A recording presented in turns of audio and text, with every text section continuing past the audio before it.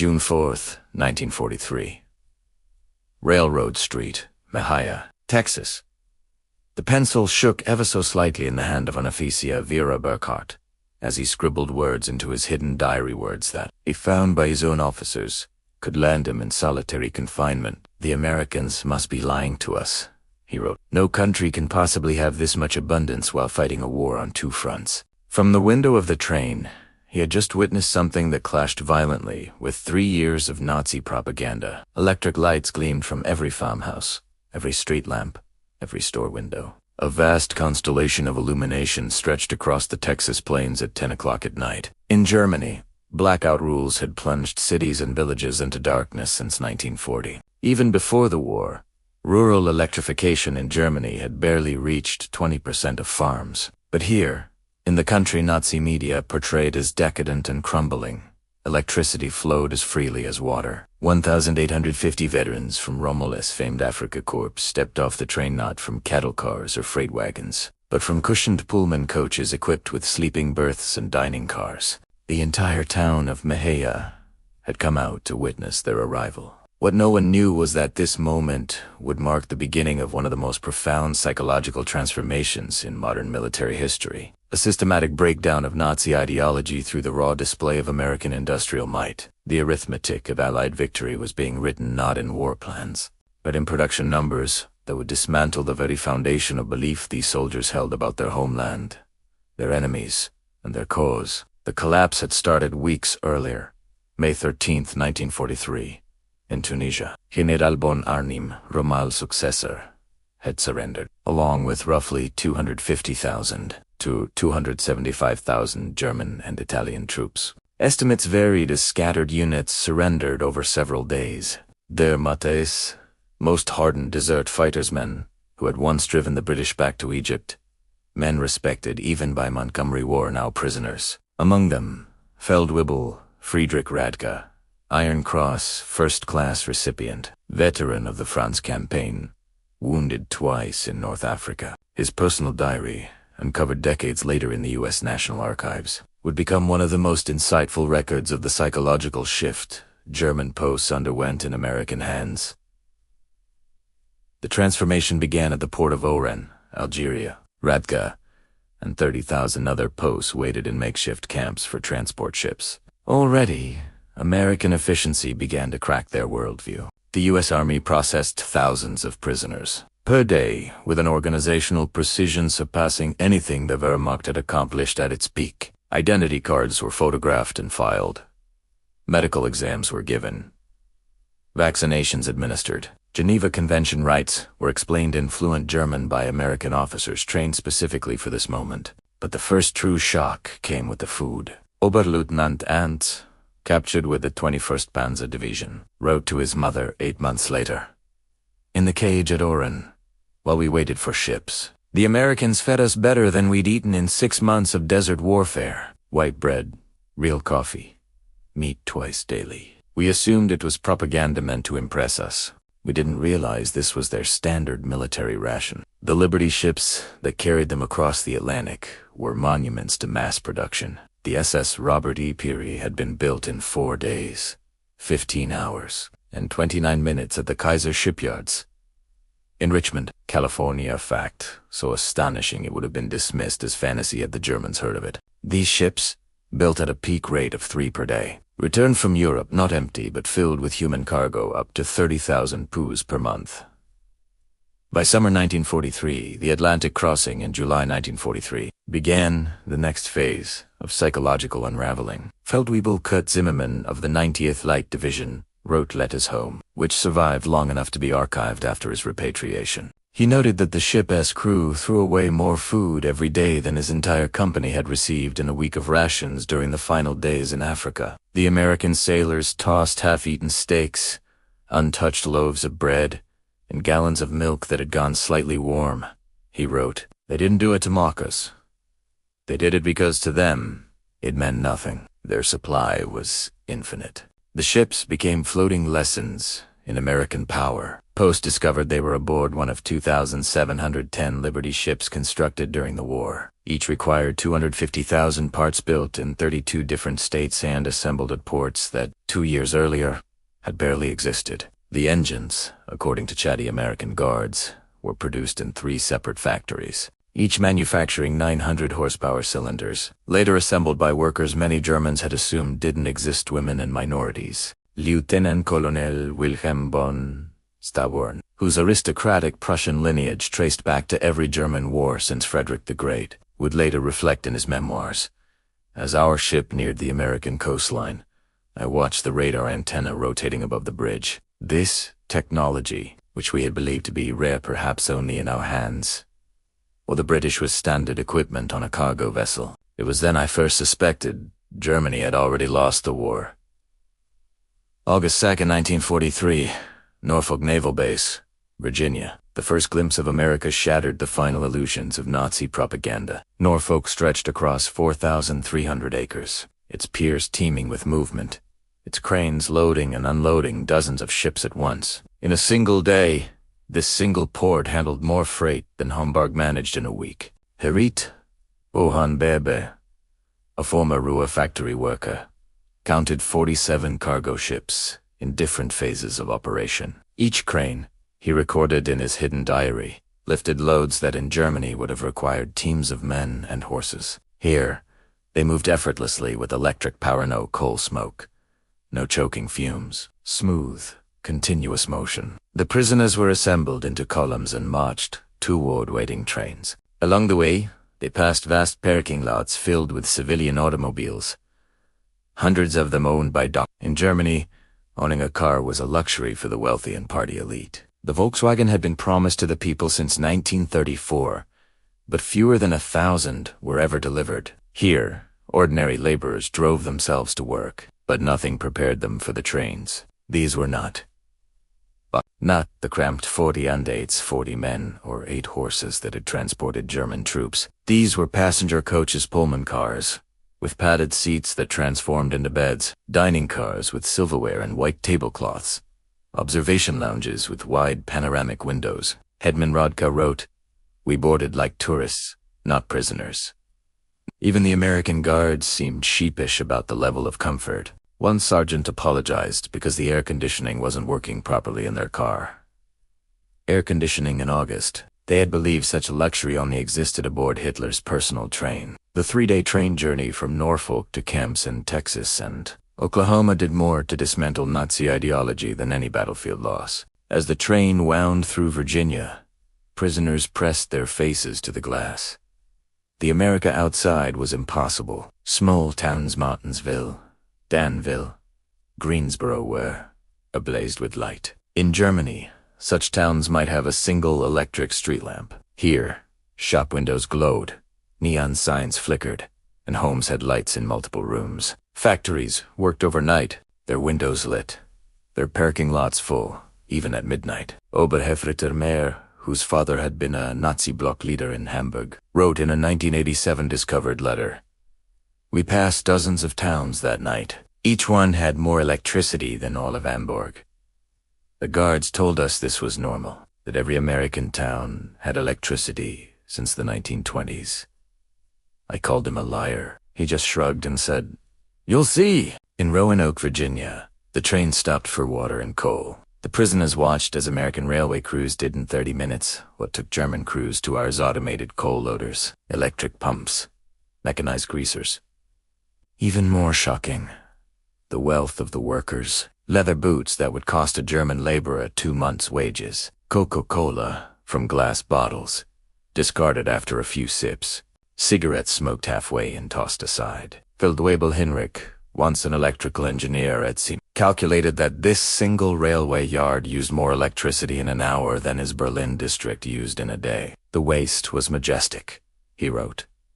Lights burned in empty buildings. Fans spun in vacant rooms. It was carelessness, born of infinite supply. As they crossed into Tennessee and Kentucky, America's true scale came into view. Factories lined the tracks, many larger than anything they'd ever seen. The Alcoa aluminum plant in Tennessee stretched 3 miles along the river. Its electric furnaces consumed 175,000 kilowatts more than the entire city of Munich. Near Louisville, the trains slowed past Rabat, where 4 vast synthetic rubber plants had been constructed in 18 months on land that had been open fields. Together, they produced 800,000 tons of rubber annually. Germany, which invented the process, had never topped 120,000 tons a year. Oberleutnant Erich Hofmann, a chemist from IG Farben, recognized the implications immediately. In a postwar interview, he said, "I saw the distillation towers, the catalytic crackers.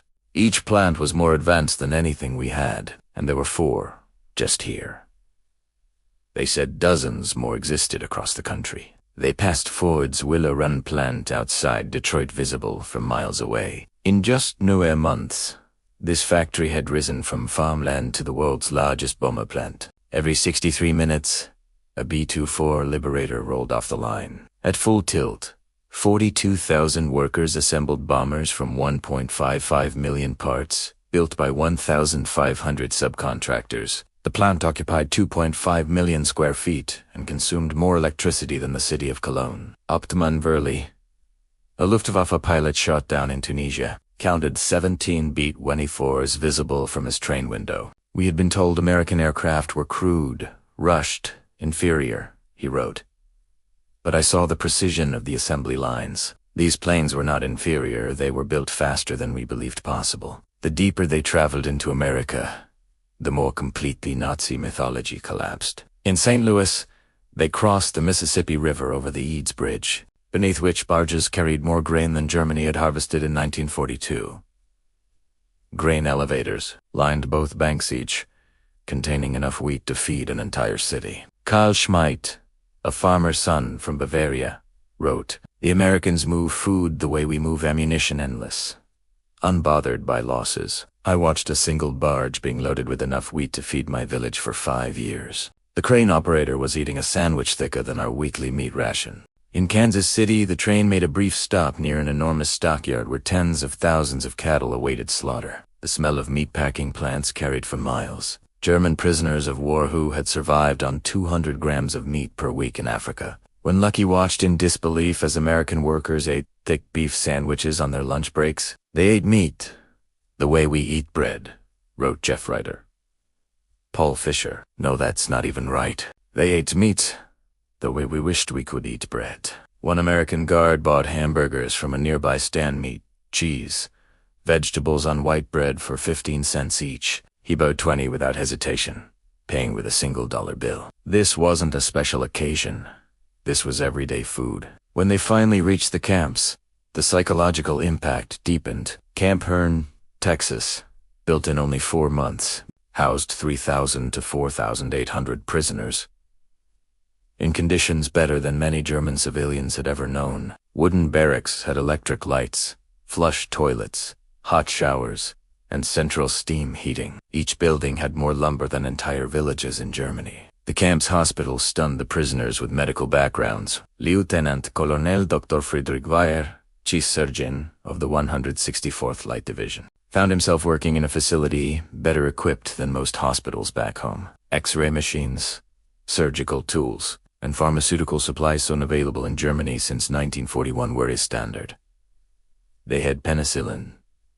Dr. Bauer would later testify, "This miracle drug we had only heard rumors of. They used it freely even for minor prisoner infections. German soldiers were dying for lack of sulfur drugs, and the Americans gave us their best medicine without hesitation." The camp kitchen became another revelation. Posts assigned to kitchen duty discovered walk-in refrigerators, electric mixers, automatic dishwashers, and gas ranges capable of feeding 5,000 men. The daily ration included fresh milk, eggs, vegetables, meat, and white bread amounts unseen by German civilians since 1939.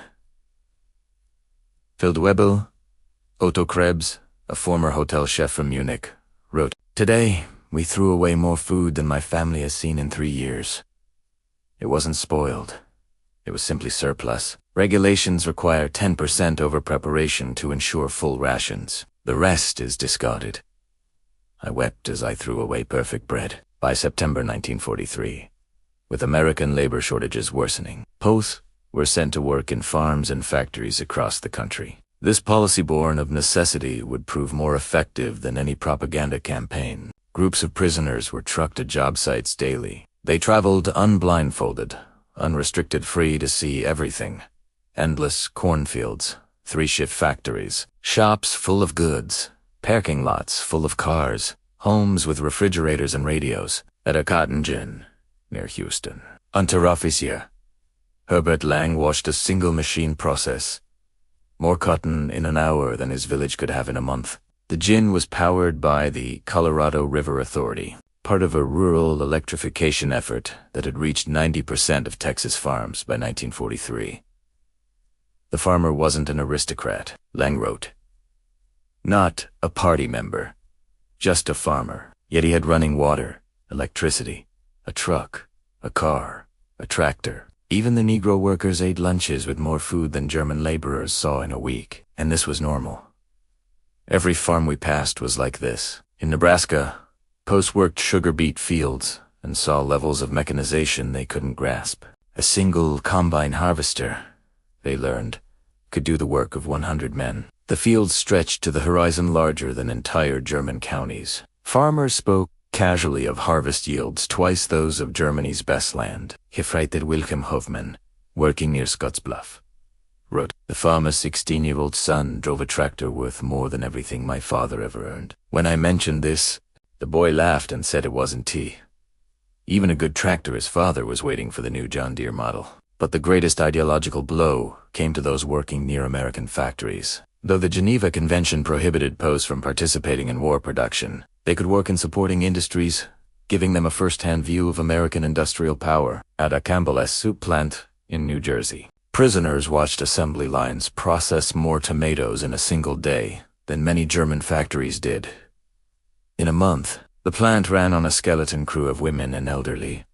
When young men were at war, yet output exceeded pre-war levels. Stabsfeldeibel Ernst Wagner, once a food plant worker in Germany, recorded everything was automated conveyor belts, autofill machines, steam cookers, processing hundreds of cans at once. One old woman ran a control station that would have needed 50 men back home. She did it while sipping coffee and listening to the radio. Near Detroit, prisoners unloading coal at a power station glimpsed the war-transformed auto industry. Across the water stood the River Rouge complex, employing 100,000 workers building jeeps, tanks, and engines. It consumed 1.5 million kilowatts of power daily, more than the city of Hamburg. Oberleutnant Franz Kellner wrote, "We saw the workers' parking lots, thousands of cars. In Germany, even officers rarely owned cars. Here, factory workers owned two, one for work, one for the family. We thought the guard was mocking us." By winter 1943, the cumulative effect had a name: ideological collapse syndrome, coined by U.S. intelligence. The Special Projects Division, a secret re-education effort run by the Provost Marshal General's office, documented rising numbers of prisoners requesting access to American newspapers, books, and education. Major Poole Nolan, a monitoring officer, wrote in December, "They no longer argue when son statistics.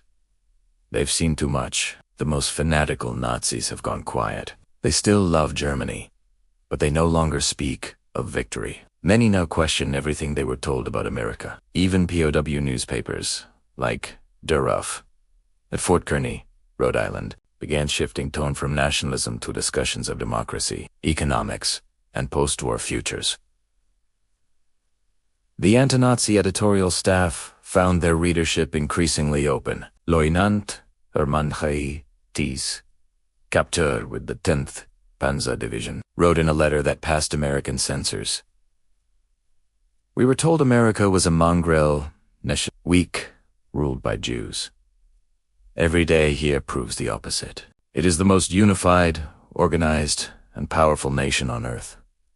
We were fed fairy tales by criminals." But perhaps the final blow came from an unexpected source: the treatment of Italian posts after Italy's surrender in September 1943. Italians who cooperated were reorganized into Italian service units, given better housing, higher pay, and more freedom. German prisoners watched in disbelief as their former allies ate in American diners, walked freely, and some even dated American women. Hedman Friedrich Schultz wrote, "The Italians betrayed us, yet are treated better than we treated them as allies. They earn wages, send packages home, and the Americans show them no hatred. This democracy we were taught to despise may be more honorable than the system we fought for." Christmas 1943 brought what was, for many German prisoners of war, the most profound psychological shock yet. American civic groups, churches, and humanitarian organizations sent over 500,000 Christmas packages to German postmen who had, just months earlier, been trying to kill American soldiers. Each parcel was filled with cigarettes, candy, toiletries, and simple games. Across the country,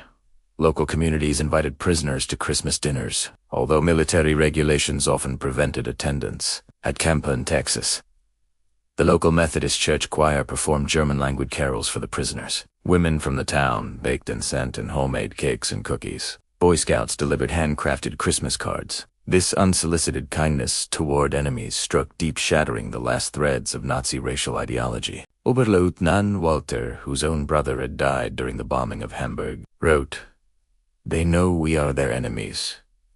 Many have sons or husbands fighting our armies, yet they show us not propaganda, but real charity." What kind of people treat their enemies this way? Only those completely certain of victory and confident in their power. The Christmas dinner itself seemed like a dream. Roast turkey and ham, mashed potatoes with gravy, vegetables, pies, and even ice cream. Food in such quantity and quality had not been seen in Germany since before the First World War.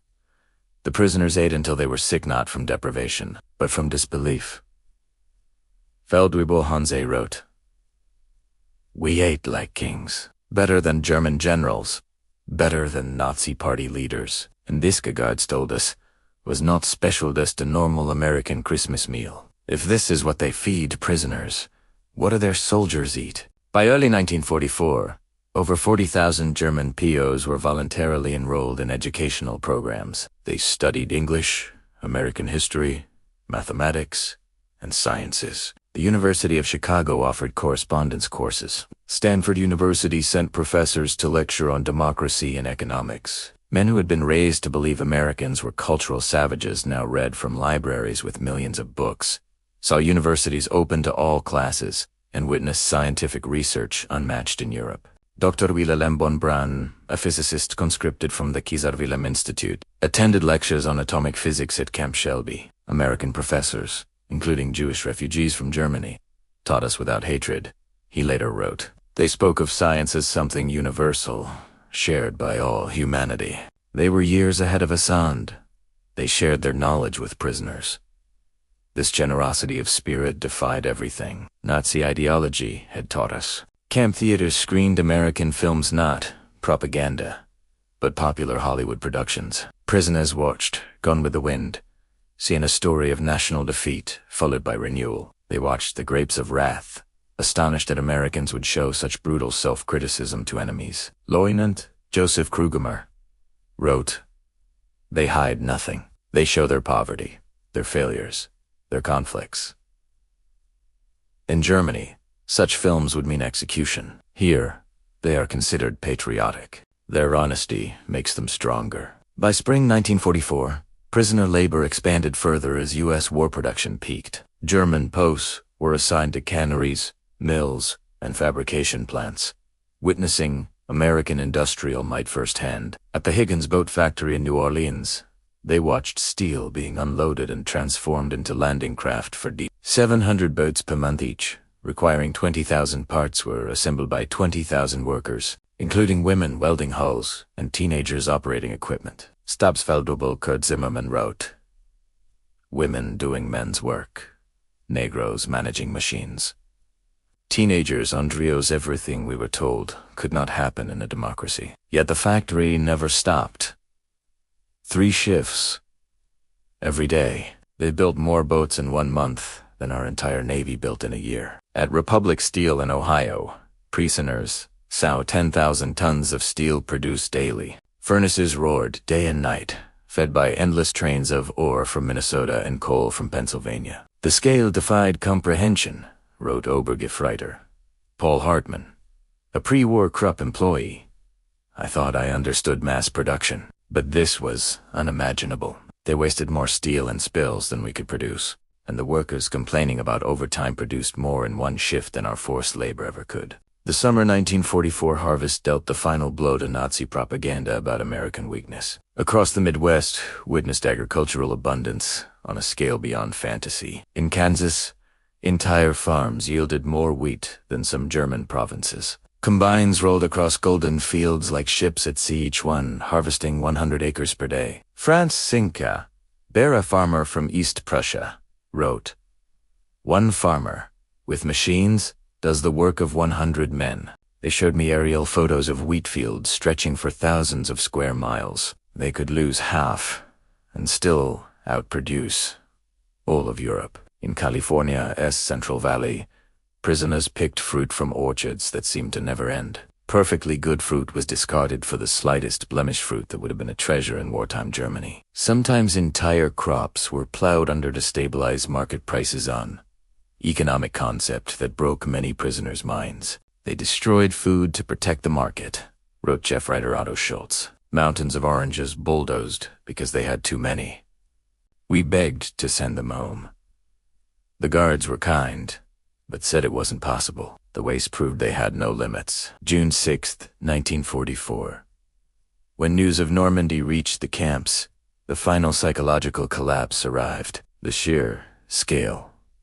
6,000 ships, 11,000 aircraft, 150,000 men. It was a level of organization Nazi Germany had never achieved. At camp, Shelby prisoners watched newsreels showing landing craft, artificial harbors, and supply chains delivering 15,000 tons a day to open beaches. They watched their homeland overwhelmed by the very country they were taught was too soft to fight. Friedrich von Tauban wrote, "We knew it was over not just the war, but everything we believed. We challenged the world's greatest industrial power with fairy tales. We sent horses against tanks, courage against logistics, myths against machines, but more than material power, it was American humanity that destroyed Nazi ideology." Hifritter Hans, whose son had died in the Hamburg bombing, received the Red Cross telegram from the American camp commander personally. With condolences, Lieutenant Paul Fischer's wife wrote of struggling to feed their children in Germany. In response, American church groups sent food packages to enemy civilians. Abtmann Otto, another prisoner, reflected, "They separated the German people from the Nazis. They said they were fighting Hitler, not us."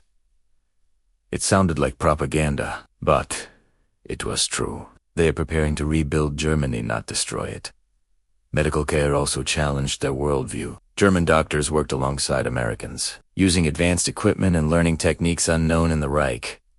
Mental health treatment, a concept foreign to the Wehrmacht, was offered freely.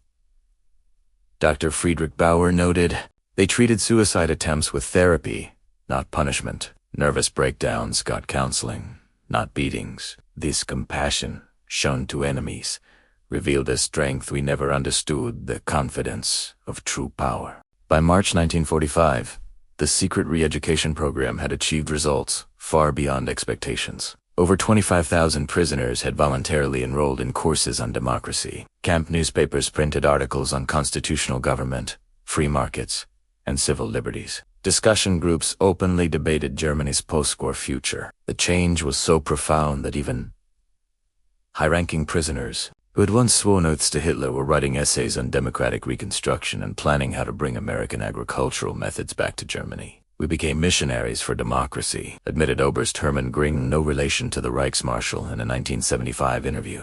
"Not through coercion or propaganda, but through observation. We saw it work. We saw ordinary Americans living better than German aristocrats. We wanted that for our country." The transformation became so complete that U.S. authorities began to worry. Some prisoners became too enthusiastic, requesting to remain in America after the war. Others married American women they met through prison correspondence programs. Thousands would later immigrate to the U.S. during the 1950s. In April 1945, the final, most devastating revelation arrived. As U.S. forces liberated Nazi concentration camps, the horrifying footage was shown to German prisoners. Many initially refused to believe it. assuming it to be Allied propaganda. But the evidence was overwhelming.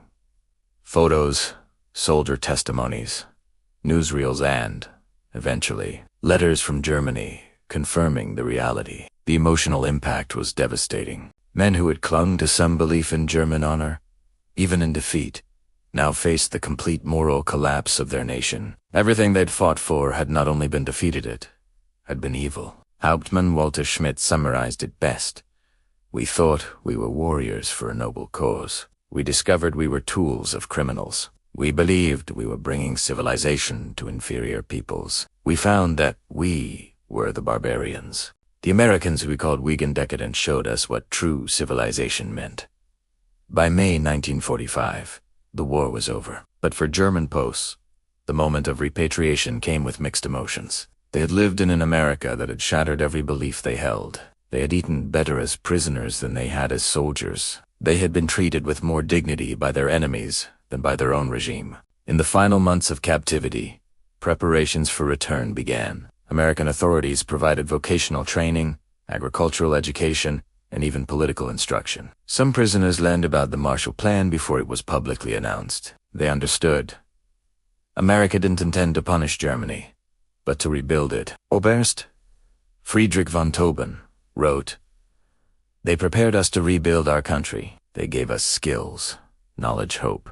They turned defeated soldiers into future citizens." For men raised on Nazi ideology, this generosity of victors was almost incomprehensible. Between 1945 and 1946, a total of 371,683 German POWs were repatriated from U.S. camps.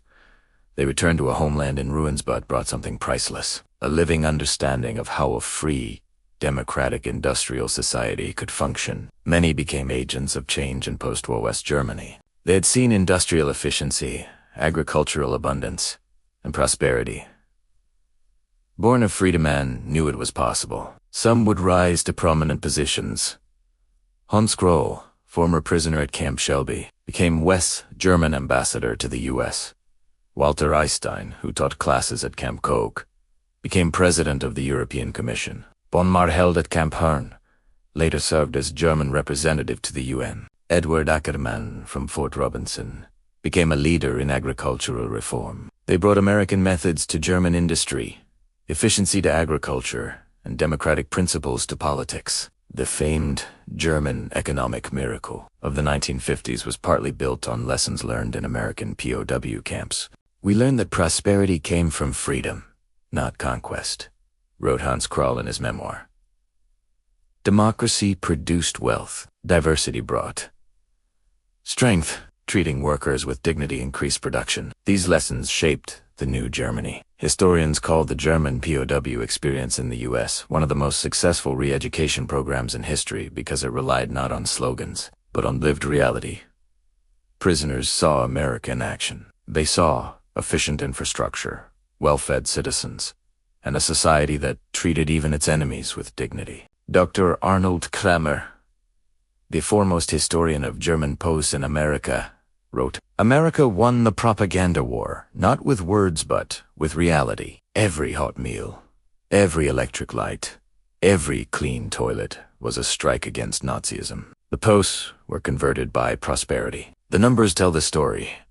Out of 371,683 POS, fewer than 1% tried to escape. Just 2,222 total escape attempts were recorded. Postwar surveys showed 95% rated their treatment as good or excellent. Many kept in touch with American families for decades after the war. In 1985, on the 40th anniversary of World War II, more than 500 former POs gathered in Austin, Texas, for a historic reunion. Many brought their children and grandchildren to show them where the transformation had begun. Obergefreiter Hans V., once held at Fort Robinson, and later a physician in Georgetown, Maine, said, "Life in the camps was better than anything we'd known. We came from cold flats, rationed food. In America, we discovered heating, running water, and dignity." Stabsfeld Kurt Mayer, who worked on an Iowa farm, added,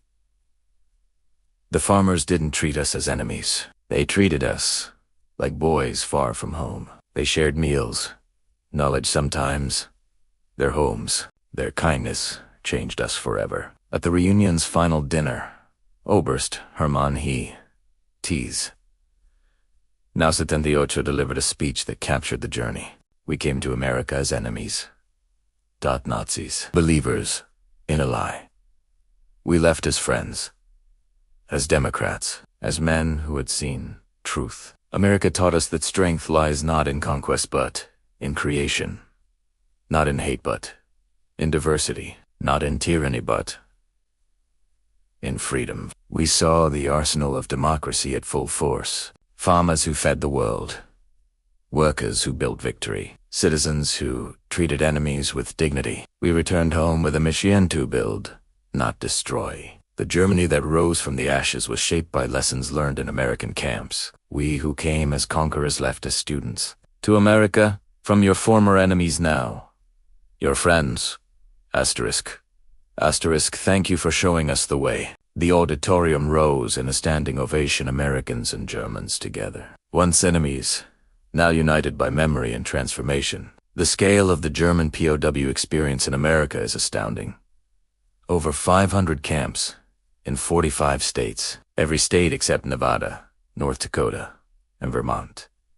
By March 1945, the results of America's secret re-education program were nothing short of extraordinary. More than 25,000 German prisoners had voluntarily enrolled in democracy courses. Camp newspapers published essays on constitutional governance, free market economics, and civil rights. Discussion groups formed to debate Germany's future after the war. Prisoners who had once shouted Nazi slogans were now writing papers on rebuilding Germany as a democracy. Officers who had sworn loyalty to Hitler were sketching out how to implement American farming techniques back home. We became missionaries for democracy, said Oberst Hermann Göring, no relation to the Reichsmarshal, in a 1975 interview. Not through coercion. Not through propaganda.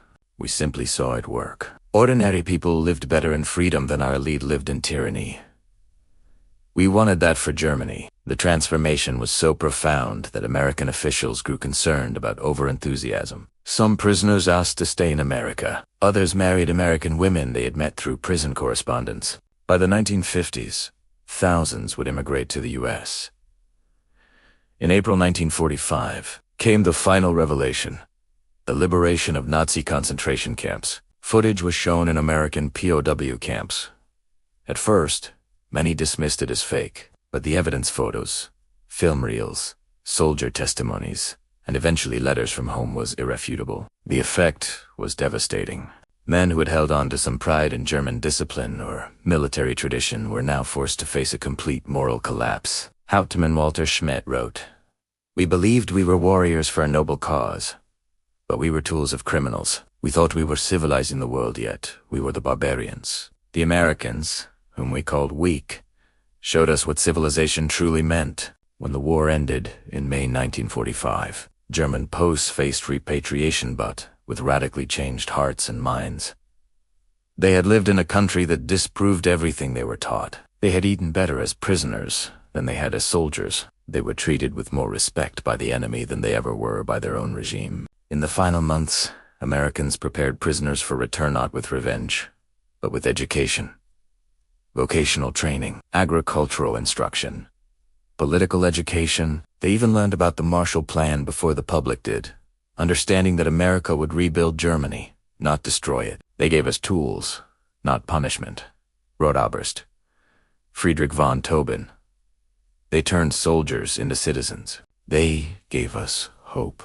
This generosity from the victors was incomprehensible to minds shaped by the Nazi obsession with vengeance. Between 1945 and 1946, 371,683 German POWs were returned home from U.S. camps, part of a total of 425,871 Axis prisoners held in America. What they brought back was not just memories but knowledge. They had seen how a free society functioned.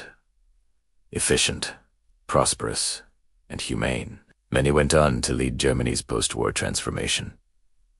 Hans Kroll, from Camp Shelby, became West German ambassador to the U.S. Walter Eisten, who taught classes in captivity, became president of the European Commission.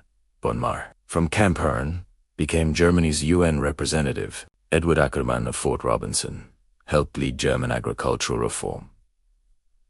They brought back American methods, American values, and American systems. The economic miracle of 1950s West Germany was, in part, built in those American POW camps where prisoners saw with their own eyes that freedom creates abundance. Prosperity comes from freedom, not conquest. Hans Kroll later wrote, "Democracy creates wealth. Treating workers with dignity boosts productivity. Diversity is strength." Historians now consider the German POW program in America one of the most effective re-education efforts in history. Not because of brainwashing, but because of proof. Prisoners saw America work. They saw a system that fed, housed, and healed even its enemies. They experienced a standard of living that exposed Nazi promises as lies. Dr. Arnold Kramer, the leading historian of German POWs in America, summed it up. America won the propaganda war, not with words but with reality. Every warm meal, every light switch, every working toilet was a lesson in freedom. The prisoners were converted by prosperity. The numbers tell the story. 175 main camps with 325 branch camps. Across 45 states, camps held between 250 and 12,000 prisoners. Each camp built in an average of 90 days. Total population 371,683 German people. Part of 425,871 Axis post-peak. Arrivals 20,000 per month in 1943. 30,000 after D-Day. 60,000 in final month's labor contribution. 14 million man-days of agricultural work, $230 million in labor value. Prisoners earned 80 cents per day, filled labor shortages in 46 states. Escape rate, 0.6%, only 2,222. Escape attempts, none permanently successful. No civilians harmed. Education, 40,000 plus. Enrolled in educational courses. 135 camp newspapers published. 30,000 learned English. 15,000 took vocational training. 8,000 took university correspondence courses. After the war, 5,000 former POWs immigrated to America. 12,000 plus maintained contact with American families for an average of 31 years. Many returned as tourists. Students or business partners, 95% rated their treatment as good or excellent. 74% said captivity positively changed their worldview. 61% expressed lasting interest in democracy. By 1945, fewer than 10% still held strong Nazi beliefs. The German POWs didn't just witness history, they were transformed by it. Their imprisonment became an education. Their defeat became enlightenment. Their captivity became a liberation from ideology. America's greatest victory, in the end, wasn't on the battlefield. It was in the prison camps where democratic prosperity dismantled a totalitarian worldview. They arrived as believers in German superiority. They left knowing the truth.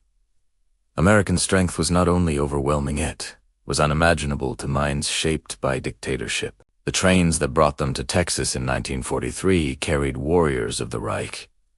The ships that returned them in 1946 carried ambassadors of democracy. They had seen the future amid warkid. The story of German POWs in America is ultimately one of redemption. Through revelation, it proves a timeless truth that destruction may win wars, but demonstration wins peace. That prosperity, not propaganda, is the most powerful teacher. That humanity, not hatred, is the foundation of real victory. The German soldiers who saw the arsenal of democracy at its peak went home changed. They helped build a new Germany, a peaceable, prosperous democracy. They had come as enemies. They left as witnesses. And in that transformation, the seeds of Europe's rebirth were sown.